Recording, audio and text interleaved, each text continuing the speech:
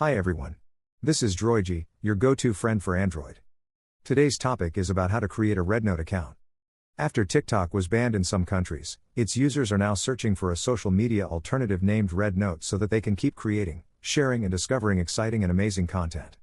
REDNote, which is also called Xiaohongshu app or Little Red Book, is an innovative Chinese social media platform designed to connect users to interact with each other through shared musical experiences. If you're one of the TikTok refugees, you may now wonder how to make a REDNote account of REDNote app on your Android phone. In the following, we're going to show you how to create a new REDNote account step by step, as well as how to set up the REDNote account profile from scratch. If this video helps you fix the unresponsive touchscreen, please give this video a like, tell us in the comment, and share this video on Facebook or Twitter to help others. In your Android phone, open the Play Store app. In the search field, enter REDNote app or Xiaohongshu app to search the app. Once you've found it, download and install the REDNote app in your Android phone. Once finished, tap the REDNote app to open it up.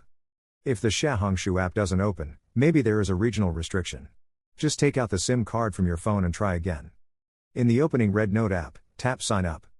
By default, it requires you to enter a phone number to register a REDNote account. Enter the account essentials it needs and continue.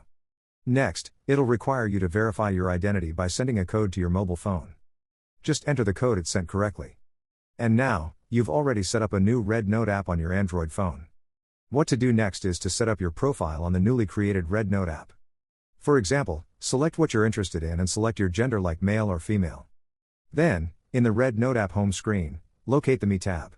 Choose the Edit Profile to fulfill your account information like upload a profile picture, write your unique bio, set up a personalized background image to stand out, etc. Alright, that's all for how to create a REDNote account on an Android phone.